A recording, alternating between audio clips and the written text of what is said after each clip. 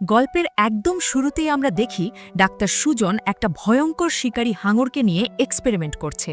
এই হাঙরের মাথায় সে একটা বিশেষ ডিভাইস বসাতে চায়, কিন্তু সুজনের ধারণা ছিল না বিপদের সামান্য আভাস পেলেই হাঙরটা জেগে উঠতে পারে। ভাগ্য ভালো, ঠিক সেই মুহূর্তে হাঙরটা আবার অচেতন হয়ে যায়। সুযোগটা হাতছাড়া না করে সুজন দ্রুত তার মাথায় ডিভাইসটা ফিট করে। তারপর ইমেজিং সিস্টেমের সাহায্যে প্রায় 10 মিটার লম্বা একটা সুচ হাঙরের ব্রেনে ঢুকিয়ে দেয়।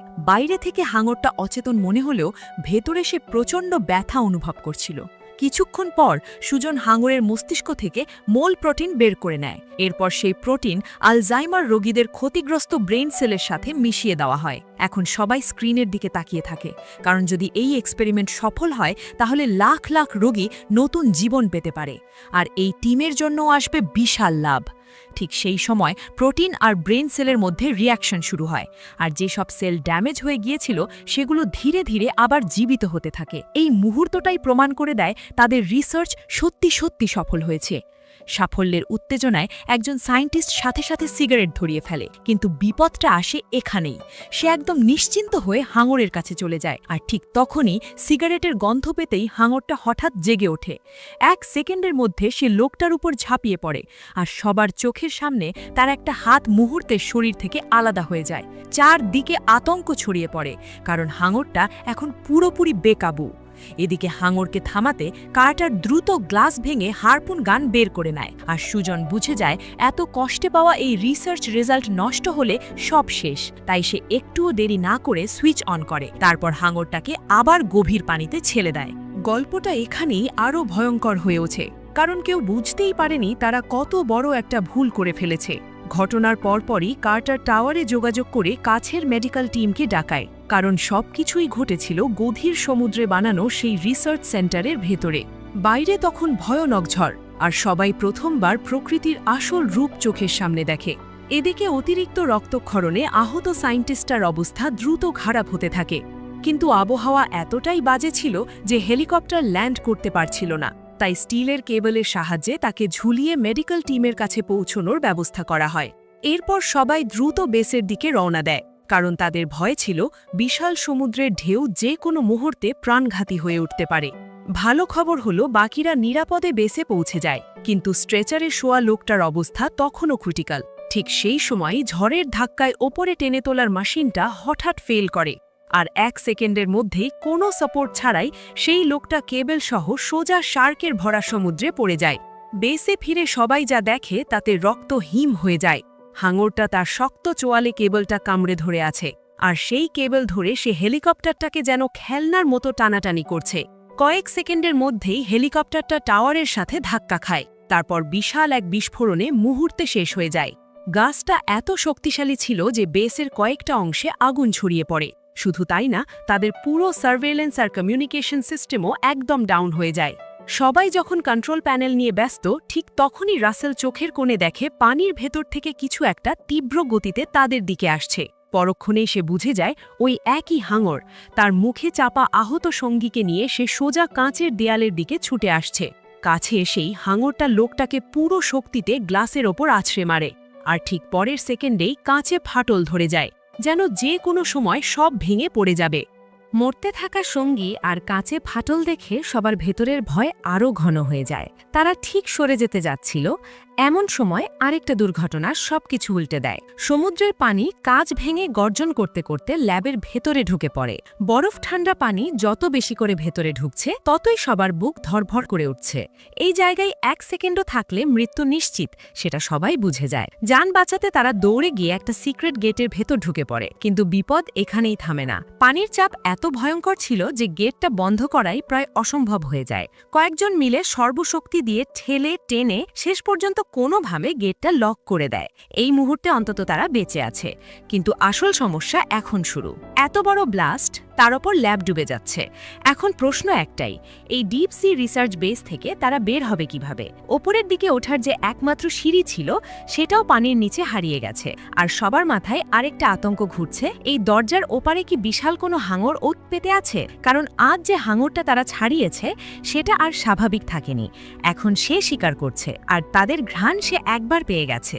কোনো উপায় না দেখে সবাই মেইনটেনেন্স টানেলের দিকে ছুটে যায়। পেছন থেকে বন্যার পানি যেন জীবন্ত দানবের মতো তাদের তাড়া করে আসছে। টানেলের ভেতর দৌড়াতে দৌড়াতে তারা বুঝতে পারে একটুও থামা যাবে না। ঠিক সেই সময় তারা মেইন গেটটা খুঁজে পায়। দ্রুত সেটা খুলে দেয়।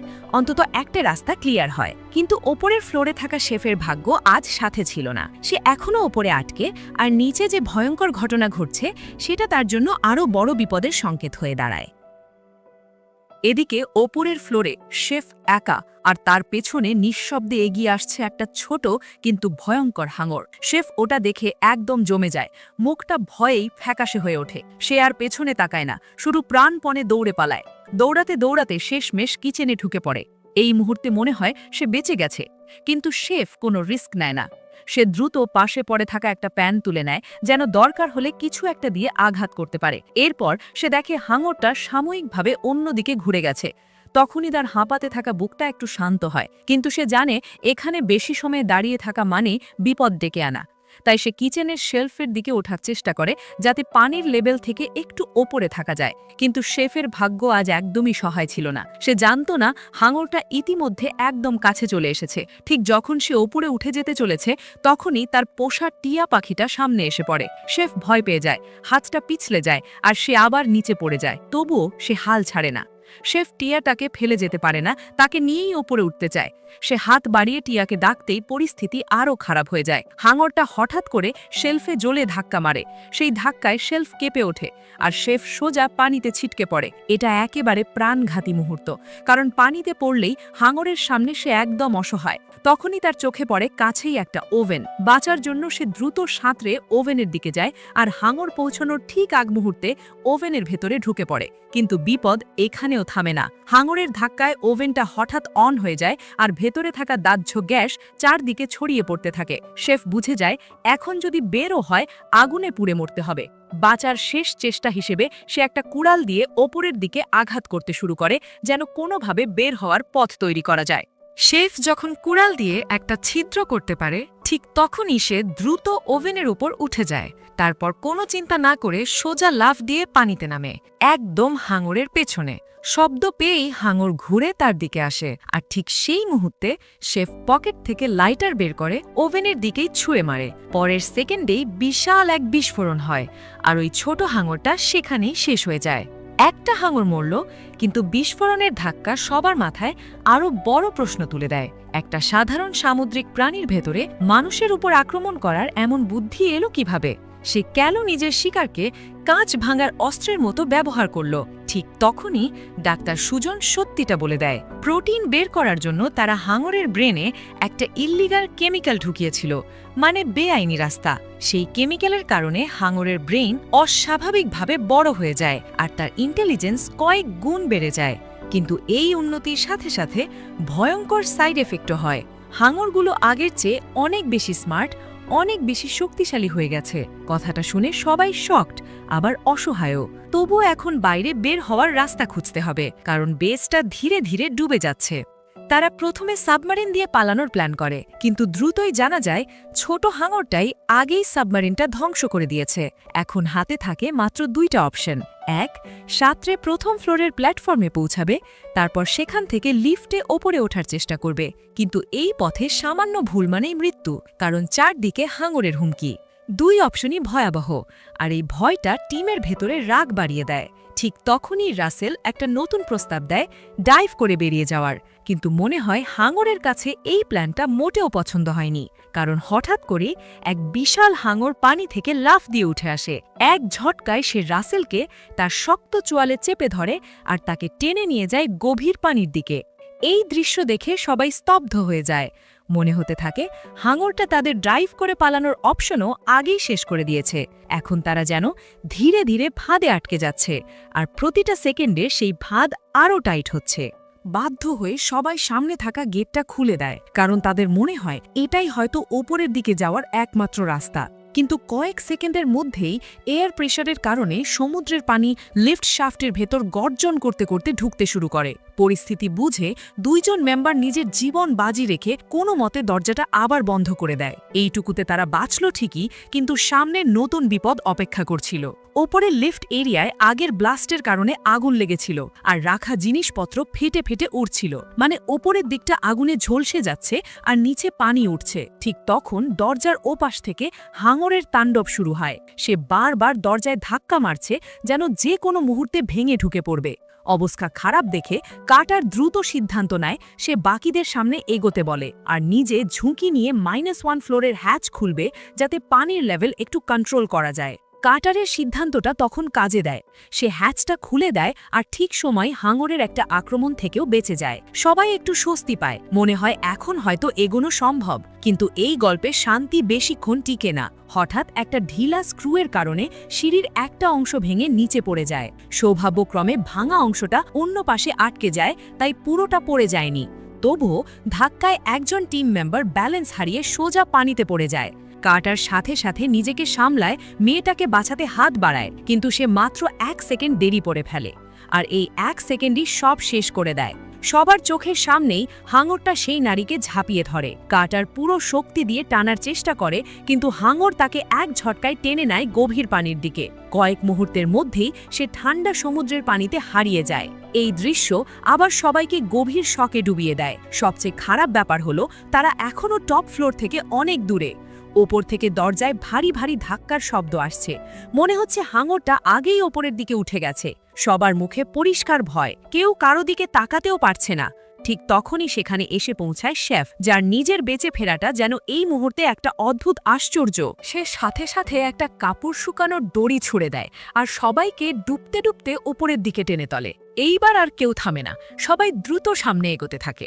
সামনে ছিল একটা পাম্প সিস্টেম, যেটা জেনারেটর চালু করলে পানি বাইরে বের করা সম্ভব। টিমটা দৌড়ে কন্ট্রোল রুমের দিকে যায়, আর কোনো মতে জেনারেটর স্টার্ট করতেও সফল হয়। কিন্তু তারা যখনই মনে করে এবার বুঝি বেরিয়ে যাবে, ঠিক তখনই সব আবার উল্টে যায়। হঠাৎ পেছন থেকে হাঙর আক্রমণ করে। 1 সেকেন্ডের ভেতরেই সে কার্টারের বন্ধুকে নির্মমভাবে ছিঁড়ে ফেলে। দৃশ্যটা দেখে কার্টার পাগলের মতো মেইন গেটের দিকে সাঁতরে যায়। সে জানে এখন একটু দেরি মানেই মৃত্যু।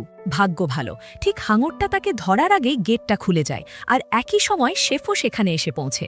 সবাই যখন মৃত্যুর সাথে দৌড়াচ্ছে, ঠিক তখন সুজন আবার একটা বড় ভুল করে বসে। তার মাথায় একটাই চিন্তা, এত পরিশ্রম আর এত কুরবানি যেন বৃথা না যায়। তাই সে একা একা নিজের রুমে ফিরে যায় রিসার্চ ডেটা আর স্যাম্পল নিতে।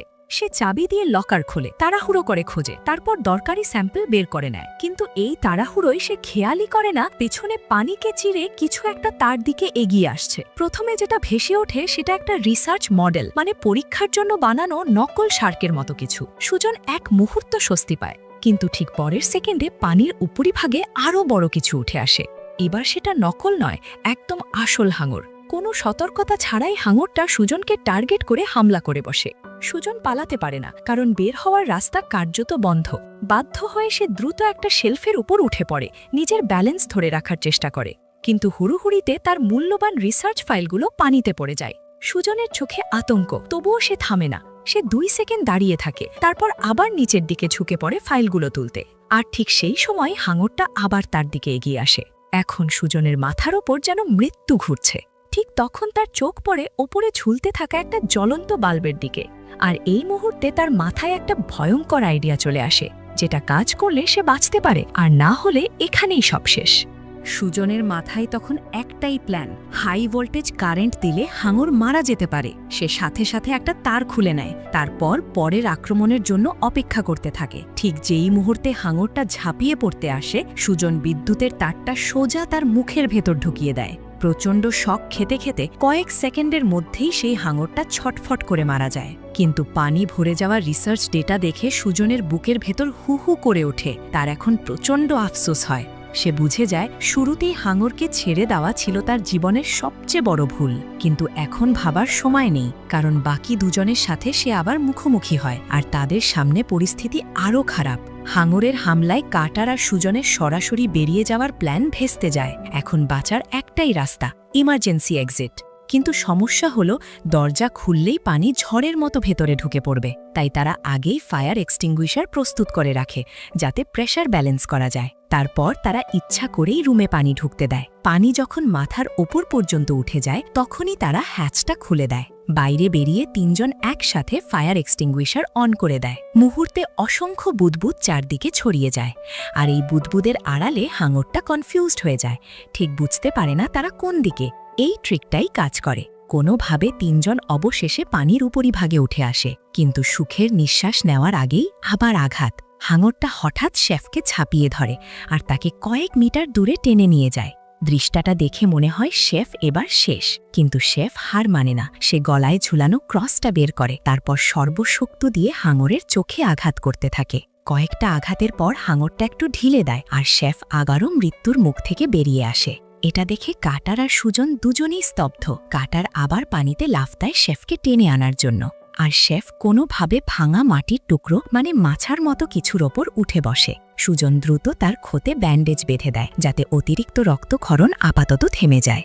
চারদিকে ছড়িয়ে থাকা এসব দেখে তাদের মাথায় একটা ভয়ঙ্কর সত্য পরিষ্কার হয়ে যায়। আগে নিচের দিকে যে শক্ত দেয়ালগুলো ছিল সেগুলো দিয়ে চাইলে হাঙরকে ভেতরেই আটকে রাখা যেত, কিন্তু এখন পুরো স্ট্রাকচারটা ধীরে ধীরে ডুবে যাচ্ছে, আর ওপরে শুধু পাতলা আয়রন গ্রিল। মানে হাঙরটা আর কোনো কন্টেনমেন্টে আটকে নেই। এখন সে শুধু মানুষ মারতে চায় না, সেই মানুষের বানানো পিঞ্জর ভেঙে খোলা সমুদ্রে বেরিয়ে যেতে চায়। আর সেটা হলে পৃথিবীর জন্য বিপদ আরও বড় হবে। তাই তাকে শেষ করতেই হবে। কার্টার আর সুজন দ্রুত অ্যাকশন নেয়। তারা সব সিগন্যাল ফ্লেয়ার থেকে বারুদ বের করে এক জায়গায় জমা করে, তারপর সেটা একটা হারপুন সেটআপে ভরে। প্ল্যানটা খুব সোজা। হারপুনটা ঠিক নিশানায় লাগলেই তারা তার দিয়ে ব্যাটারির সাথে কানেক্ট করবে, আর প্রচণ্ড কারেন্ট দিয়ে হাঙরকে উড়িয়ে দেবে। কিন্তু সমস্যা একটাই, ওই হাঙরও বোকা না। সেই সময় তার পুরো ফোকাস ছিল দরজা ভাঙায়। সে কার্টারকে ঠিকমতো নিশানা করতে সময়ই দেয় না। হাঙর ওপরে উঠে আসছে না দেখে সুজান একদম চরম সিদ্ধান্ত নেয়। একটা ভাঙা মেশিনের ধারালো টুকরো দিয়ে সে নিজের হাতের তালু কেটে দেয়, তারপর সোজা পানিতে লাফ দেয়। সে নিজেকেই চারা বানাচ্ছে, ইচ্ছা করে রক্ত বের করছে, যাতে গন্ধে হাঙর টানে। সুজনের মাথায় তখন শুধু অপরাধবোধ। নিয়ম প্রথম ভেঙেছিল সেই, বেআইনি কেমিক্যালে হাঙরের ব্রেন বড় করেছিল সে, আর হাঙরটাকে ছেড়েও দিয়েছিল সেই। তার মনে হয় ভুল যদি তার হয় তাহলে শেষটাও তার হাতেই হওয়া উচিত। রক্তের গন্ধ পেতেই হাঙর দরজা ভাঙা ছেড়ে ঘুরে যায় আর সুজনের দিকে ঝাঁপিয়ে আসে। কিন্তু চালাক হাঙরটা ঠিকমতো সারফেসে উঠছে না। সে নিচে নিচেই ঘুরছে, যেন পরিকল্পনাটা ভেস্তে দিতে পারে। কার্টার বুঝে যায় সুজনের প্ল্যান কাজ করছে না। তাকে বাঁচাতে এক মুহূর্তও না ভেবে কার্টারও পানিতে লাফ দেয়। আর ঠিক তখনই ঘটে সেই দৃশ্য যেটা দেখার সাহস কারোর ছিল না। পরের মুহূর্তে হাঙরটা সুজনকে নির্মমভাবে টুকরো টুকরো করে ফেলে। কার্টার শুধু হতবাক হয়ে তাকিয়ে থাকে, যেন শরীর নড়তেই পারছে না। রক্তের গন্ধে হাঙর এবার কার্টারকেই টার্গেট করে। সে ধীরে ধীরে তার দিকে এগিয়ে আসে। হাঙর আক্রমণ করতেই কার্টার ভয় পায় না। সে নিজের দ্রুত সাঁতারের জোরে আঘাতটা এড়িয়ে যায়, আর সুযোগ পেতেই হাঙরের ফিন ধরে নিজের শরীরকে জোরে ঠেলে দূরে সরিয়ে নেয়, যেন পরের আক্রমণটা আবারও মিস করানো যায়। এখন বাকি আছে শুধু একটাই কাজ, এই দানবকে শেষ করা। ঠিক সেই সময় শেফ আবার দায়িত্ব নিয়ে নেয়। সে হারপুন গান তুলে নেয়, একদম প্রস্তুত হয়ে দাঁড়িয়ে পড়ে। তার চোখ একটাই জায়গায়, হাঙরের ফিন। সুযোগ পেলেই সে হারপুন ছুড়বে, তারপর ব্যাটারির সাথে তার লাগিয়ে কারেন্ট দিয়ে হাঙরকে উড়িয়ে দেবে, ঠিক যেমন প্ল্যান ছিল। কয়েক সেকেন্ড পর হাঙরটা যখন একবার ঘুরে আসে, শেফ আর ভাবেনি। সে এক ঝটকায় হারপুনটা ঠিক ফিনে ছুঁড়ে মারে। কিন্তু ঠিক সেই মুহূর্তেই একটা মারাত্মক ভুল হয়ে যায়। হারপুনটা ফিন চিরে সামনে বেরিয়ে আসে, আর সাথে সাথে কার্টারের পায়ের ভেতর দিয়েও আর পারের মতো ঢুকে যায়। এখন কার্টার আর হাঙর একই তারে আটকে গেছে। তারটা তীব্র গতিতে টানছে, আর পরিস্থিতি একদম কাঁচা বারুদের মতো। কারণ কার্টার যদি সময় মতো নিজেকে হাঙর থেকে আলাদা না করতে পারে, তাহলে শেফ ব্যাটারির সাথে তার লাগালে বিশাল বিস্ফোরণ হবে, আর কার্টারও হাঙরের সাথে সেখানেই শেষ হয়ে যাবে। কিন্তু আলাদা হওয়া সহজ না। হাঙরটা ইতিমধ্যে জালি ভাঙতে ভাঙতে বেসের বাইরে বেরিয়ে যাওয়ার একদম কাছাকাছি। সবকিছু যেন এক সেকেন্ডের খেলায় দাঁড়িয়ে। ঠিক তখনই কার্টার শেষ শক্তিটা জড়ো করে জালটা শক্ত করে ধরে ফেলে, আর নিজের শরীরকে টেনে ফিন থেকে আলাদা করে নেয়। এইটাই ছিল তার বাঁচার একমাত্র সুযোগ, আর সে সেটা ঠিক সময়েই কাজে লাগায়। কার্টার আলাদা হতেই শেফার দেরি বাড়ে না। সে ব্যাটারির সাথে তারটা কানেক্ট করে দেয়। পরের সেকেন্ডেই ভয়ঙ্কর এক বিস্ফোরণ হয়। ধাক্কাটা এতটাই শক্তিশালী ছিল যে হাঙরটা সেখানেই শেষ হয়ে যায়, একেবারে চিরতরে। চারপাশে পানি আর ধোঁয়া। কিন্তু কয়েক মুহূর্ত পর যখন সব একটু পরিষ্কার হয়, শেফ দেখে কার্টার এখনো বেঁচে আছে। তার কালচে মুখে আবার হাসি ফিরে আসে, যেন এতগুলো মৃত্যুর পর এই একটুকু বাঁচা তাদের কাছে সবচেয়ে বড় জয়। এইভাবেই অনেক সঙ্গীর কুরবানি দিয়ে তারা শেষ পর্যন্ত হাঙরের সন্ত্রাস থামিয়ে দেয়। আর এখানেই এই দারুণ মুভিটাও শেষ হয়ে যায়। আর হ্যাঁ, তোমাদের কাছে একটা প্রশ্ন, এই এক্সপ্লেনেশনটা কেমন লাগলো? ভালো লাগলে ভিডিওটা লাইক করে চ্যানেলটা সাবস্ক্রাইব করে ফেলো। আর যদি এই মুভির সেকেন্ড পার্টের এক্সপ্লেনেশনও চাও তাহলে কমেন্ট করে জানিয়ে দাও।